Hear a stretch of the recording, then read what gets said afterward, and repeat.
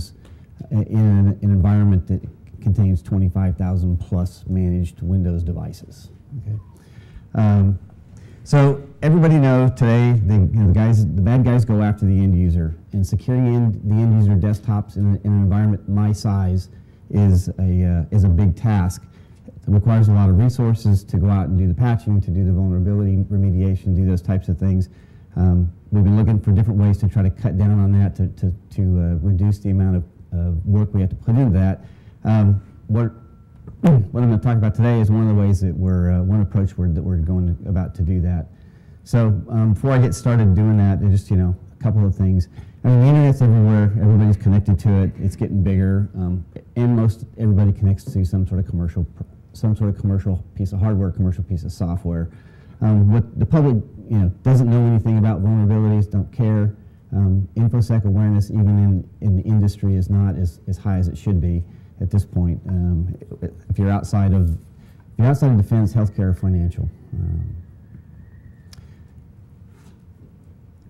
Unfortunately, IT has developed, unlike 30 years ago when I first started in this business, IT is driven by the consumer now. When I first started, IT was driven by large businesses, it was driven by the government, now it's driven by consumers. So basically we end up with products with, there's no penetration resistance to the product, there's no security engineering that goes into the product, and there's very little incentive on the part of the people building the stuff to make it secure.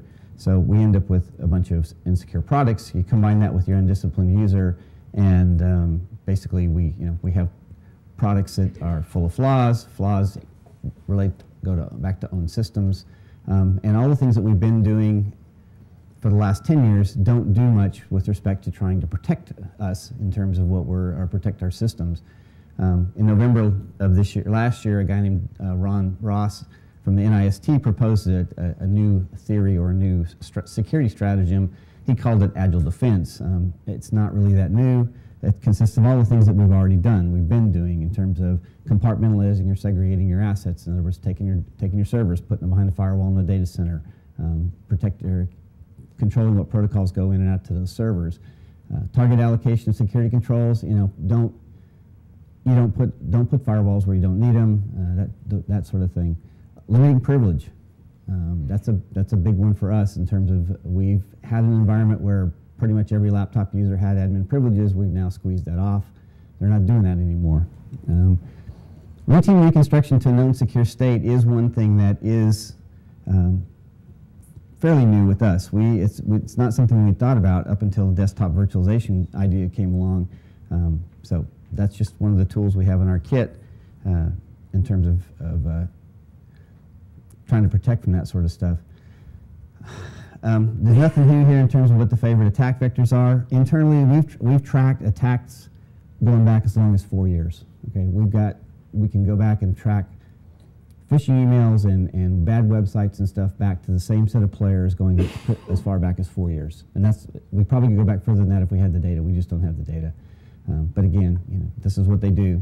So you've all seen this. It's basically bad guy sends an email, user clicks on email, machine gets whacked. Bad guy comes in, spreads around, and then data starts going out of the environment. Okay, so that's relatively benign. We've seen that a lot. There is a new one that we have been seeing here lately. We call it man in the mailbox. Basically, it takes advantage of a trusted relationship between an existing supplier we have and our buyers. So that relationship exists. So buyer needs something, he sends a note to the supplier, says, hey, I need a new component, I need a new widget. Supplier sends back a quote or whatever.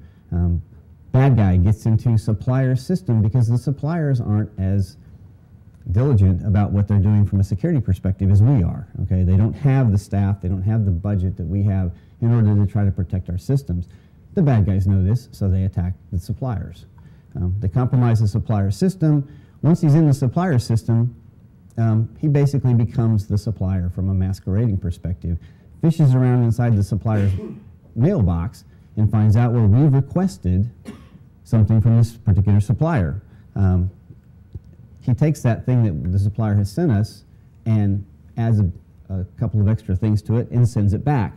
Now the buyer, who works with the supplier on and off all the time, doesn't suspect anything because it's just, oh, it's just an updated quote, it's an updated revised spec, whatever it happens to be, and the next thing you know, we got the bad guy in our system.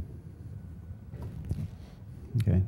Targeting websites, again, nothing new here. We call them water holes because it's where people gather. Same attack vector, it's a different attack vector, but the end result is essentially the same, right? We get machines that are impacted and bad guys in the system.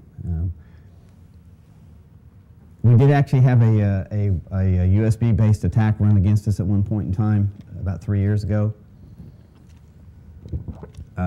You're all familiar with USB-based attacks. Essentially, it works if you got auto run running, which at the time we did have auto run running. So, we get bad USB drive. Literally, they seeded the parking lot. Okay, we had 10 drives that actually made it into the facility.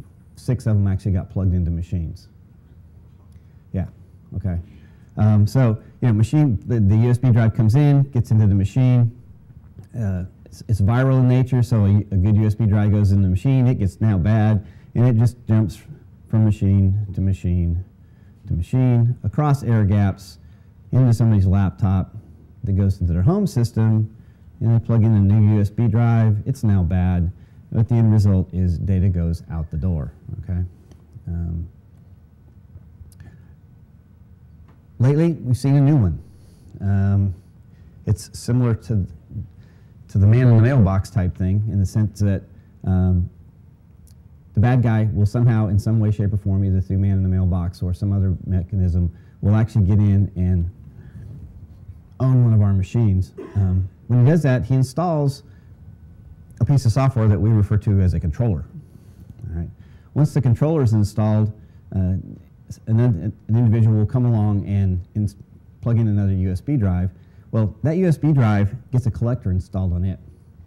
So now we have a USB drive floating around our environment that has collector software installed on it.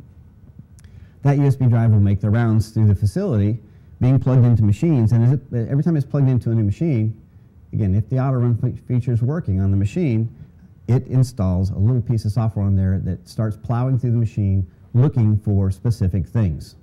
Okay, there's an INI file that goes with the software that tells the software specifically what to look for. In our case, if it's one of our airplane programs or something of that nature, it starts looking for that software. As it finds the software, it collects it up, it zips it up, and then encrypts it. Sooner or later, that controller or that collector USB stick will come back around to that machine. When it does, the collector then just dumps everything that's gathered up back onto the USB drive.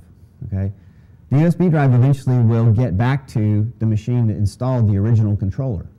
When it gets back to the original controller machine, it dumps everything back onto the controller machine, and the controller machine ships it off to the bad guys. Okay? So these are the kinds of things that we're dealing with in our environment today. All right? So that's a little bit of history. Motivation, why do we decide we're going to mess around with a virtual desktop infrastructure? My boss asked me about it, and I said, well, look, let's look at virtualization. Let's go back to this whole concept of centralized processing, which is where we started out 30 years ago. We'd had a significant amount of success with presentation virtualization using Citrix Presentation Server to virtualize our factory floor, in the sense that we were able to go in and eliminate all the blueprint booths in a mile-long factory floor and go to a delivering work instructions and delivering blueprints virtually through a Citrix Presentation Server. So we figured, okay, we can do that there. Shouldn't be that difficult to go off and do this whole server-based virtualization stuff. Obviously, the biggest deal is to enhance security, and this is where we feel like there's the biggest benefit. If you go into a fat client environment, every disk, each machine has its own disk with its own set of operating systems and its own set of applications. That's a machine that needs to be updated and patched. In an environment where you have 25,000 plus devices, that takes a long time to get a set of patches out and rolled into the machines. So there is, between Microsoft Patch Tuesday and the time we get all the machines patched, there's a lag time there where we have systems exposed. We have a common set of applications that it goes on